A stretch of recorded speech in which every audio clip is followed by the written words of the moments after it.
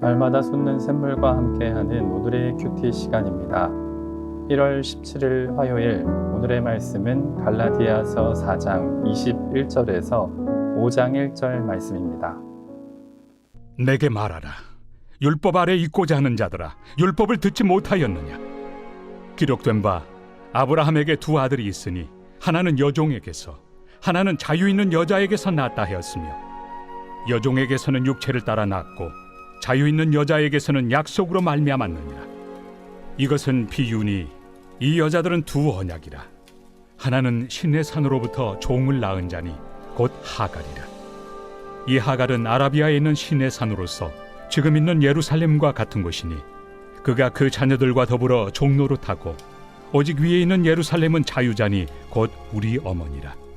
기록된 바 잉태하지 못한 자여 즐거워하라. 상고를 모르는 자여 소리질러 외치라.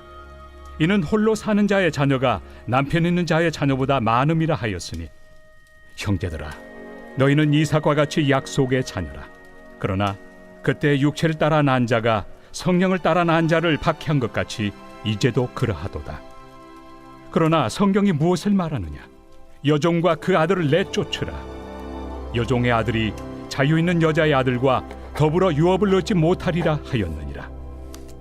그런즉 형제들아, 우리는 여종의 자녀가 아니요 자유 있는 여자의 자녀니라. 그리스도께서 우리를 자유롭게 하려고 자유를 주셨으니, 그러므로 굳건하게 서서 다시는 종의 멍에를 매지 말라. 새로운 아침입니다. 엘유데이아 크리스토스, 그리스도께서 자유를 주셨습니다. 한 선교사님이 한국에 오셨을 때 일입니다. 선교사님이 시골에 차를 몰고 가는데 한 할머니께서 무거운 짐을 머리에 이고 낑낑대며 걸어가고 계셨습니다. 안타까운 마음에 선교사님은 그 할머니를 차에 태워드렸습니다. 그런데 할머니는 차에 타고서도 무거운 짐을 계속 머리에 이고 계신 것이 아닙니까? 궁금한 마음에 선교사님은 질문을 드렸습니다. 할머니, 왜 계속 무거운 짐을 머리에 이고 계세요? 라고 말입니다. 그러자 할머니는 이렇게 대답했습니다. 차에 태워준 것도 고마운디 짐까지 내리긴 미안한 게 그라제. 한두 번쯤 들어봤을 만한 이야기이긴 합니다. 그런데 이 일화는 그리스도인의 자유가 무엇인지 깊이 생각하게 합니다. 혹시 여러분은 예수님 안에 거하시면서 아직도 무거운 짐을 머리에 지고 계시진 않습니까? 그리스도의 구원 열차에 올라탔지만 여전히 버거운 짐을 이고 계시진 않습니까? 예수님께서 십자가에서 이미 모든 것을 이루셨는데 우리 모든 죄를 다 사하셨는데 말입니다. 누가복음을 보면 예수님께서는 근심과 걱정의 짐을 지고 있는 마르다에게 이런 말씀을 하셨습니다. 마르다야, 마르다야, 내가 많은 일로 염려하고 근심하나 몇 가지만 하든지 혹은 한 가지만이라도 족하니라. 아멘. 오늘 갈라디아서 말씀이 여러분의 무거운 짐을 내려놓는 말씀이 되길 소망합니다. 그리스도 안에서 종의 멍에를 벗고 참된 자유를 누리는 저와 여러분이 되시길 소망합니다. 본문에는 이스라엘 역사에 대한 바울의 평가가 담겨 있습니다. 그런데 갈라디아서 4장 21절에서 31절까지 내용은 바울 서신 가운데 가장 난해한 부분으로 여겨지는 내용이기도 합니다.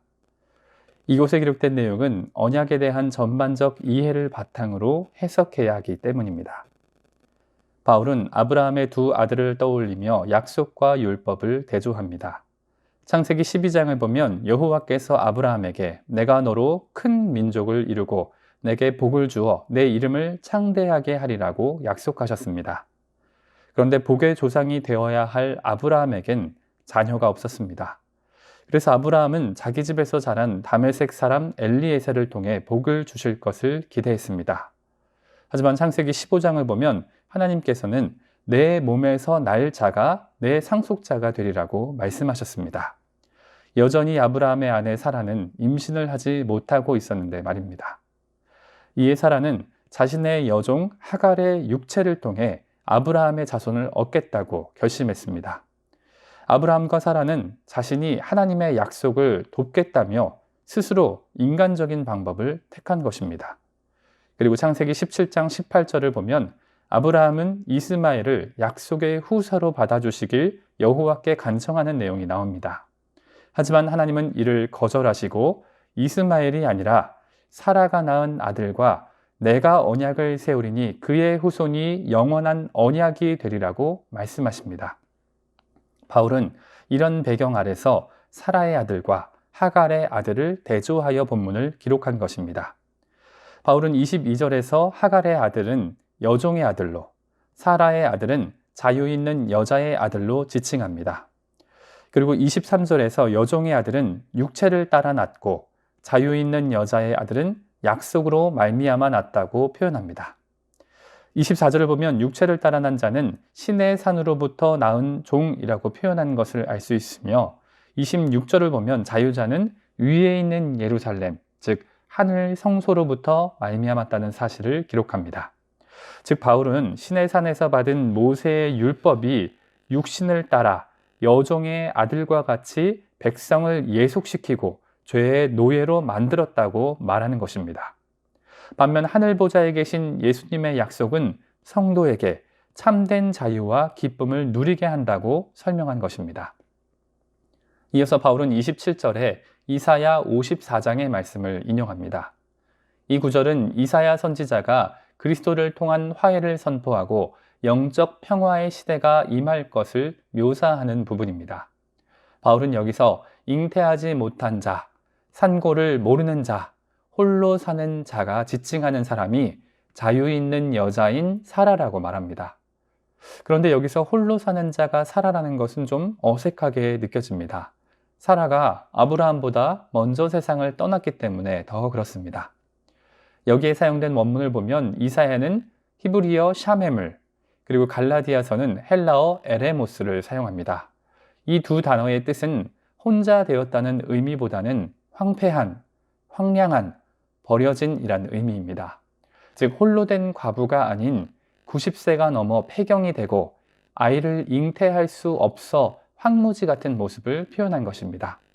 육체적으로 도저히 자녀를 잉태할 수 없는 여인 이스라엘이 약속을 통해 무수히 많은 자녀를 낳았기에 기뻐하고 즐거워하라는 말씀입니다. 29절로 30절을 보면 바울은 여기서 또 한 가지 사례를 떠올립니다. 이는 여종의 자녀인 이스마엘이 약속의 자녀인 이삭을 놀리는 창세기 21장 9절의 사건입니다. 특별히 바울은 본문 29절에 박해한 것 같이 라는 말을 미완료 능동태를 사용하여 계속적인 사건으로 표현합니다. 여종의 자녀가 약속의 자녀를 경멸하고 비웃으며 희롱하는 일들이 아직 끝나지 않았다는 것입니다. 바울은 이제도 그러하도다 라고 말하며 지금도 교회 내에서 율법에 속한 종들이 복음에 속한 자유인들을 괴롭히며 억압하고 힘들게 하는 일들이 계속된다고 표현하는 것입니다. 그래서 바울은 4장 31절로 5장 1절에 다시 한번 그들의 정체성을 일깨우며 당부의 명령으로 단락을 마무리합니다. 바울은 갈라디아 교회 성도들이 여종의 자녀가 아니라고 말합니다. 바울은 갈라디아 교회 성도들이 자유 있는 여자의 자녀라고 말합니다. 이 말은 갈라디아 교회뿐만 아니라 당시 모든 교회에 큰 파장을 불러일으켰음이 분명합니다. 왜냐하면 지금 바울은 스스로 이방인이라 생각하는 갈라디아 성도들에게 자유인의 자손이자 약속의 자녀라고 말하고 있기 때문입니다. 반면 바울은 스스로 아브라함과 이삭의 자손이라고 생각하며 율법을 지키라는 유대인을 향해 오히려 그들이 하갈의 자손이자 여종의 자녀라고 말하고 있기 때문입니다. 그리고 이어서 바울은 그들에게 더는 종의 멍에를 매지 말고 굳건히 서라고 명령하며 단락을 마무리합니다. 오늘 이 말씀을 듣는 여러분도 약속의 자녀인 줄 믿습니다. 그렇다면 믿음 안에 굳건하게 서서 살아가시길 소망합니다. 말씀을 맺습니다. 오늘 우리는 바울을 통해 해석된 이스라엘의 간략한 역사를 살펴보았습니다. 바울은 하갈의 아들과 사라의 아들을 각각 육체의 자녀와 약속의 자녀로 비유했습니다. 바울은 이를 통해 지금 갈라디아에 있는 성도들이 약속의 자녀이자 자유 있는 여자의 자녀라고 주지시킵니다. 다만 바울은 과거의 육체의 자녀가 약속의 자녀를 지속해서 괴롭혔듯이 지금 유대 율법주의자들도 그리스도의 교회 가운데 종의 멍에를 매게 한다고 경계합니다. 그래서 바울은 다시는 종의 멍에를 매지 말고 믿음 안에 굳건히 서라고 명령합니다. 오늘 여러분은 예수님 안에 거하면서 어떤 멍에를 메고 계십니까? 그리스도의 구원 열차에 값없이 탔지만 무거운 짐을 내려놓지 못한 모습이 혹시 저와 여러분의 모습은 아닙니까? 예수님은 십자가에서 이미 저와 여러분의 모든 죄를 대속하셨습니다. 우리가 치러야 할 모든 값을 다 지불하셨습니다. 그리고 두려워하지 말고 믿기만 하라. 그리하면 구원을 얻으리라고 말씀하십니다. 오늘 여러분은 자신의 노력이나 공로나 헌신이 아니라 오직 예수님을 향한 온전한 믿음 위에만 서 있으십니까? 오늘 말씀을 통해 우리의 무거운 짐을 내려놓길 소망합니다. 종의 멍에를 벗고 그리스도 안에서 참된 자유를 누리는 저와 여러분이 되시길 간절히 소망합니다. 함께 주님 가르쳐 주신 기도로 말씀을 마무리하고 개인적인 기도 제목과 자신이 속한 공동체를 위해서 또 한국 교회와 세계 열방을 위해서 기도하길 원합니다. 하늘에 계신 우리 아버지, 아버지의 이름을 거룩하게 하시며 아버지의 나라가 오게 하시며 아버지의 뜻이 하늘에서와 같이 땅에서도 이루어지게 하소서. 오늘 우리에게 일용할 양식을 주시고 우리가 우리에게 잘못한 사람을 용서하여 준 것 같이 우리 죄를 용서하여 주시고 우리를 시험에 빠지지 않게 하시고 악에서 구하소서. 나라와 권능과 영광이 영원히 아버지의 것입니다. 아멘.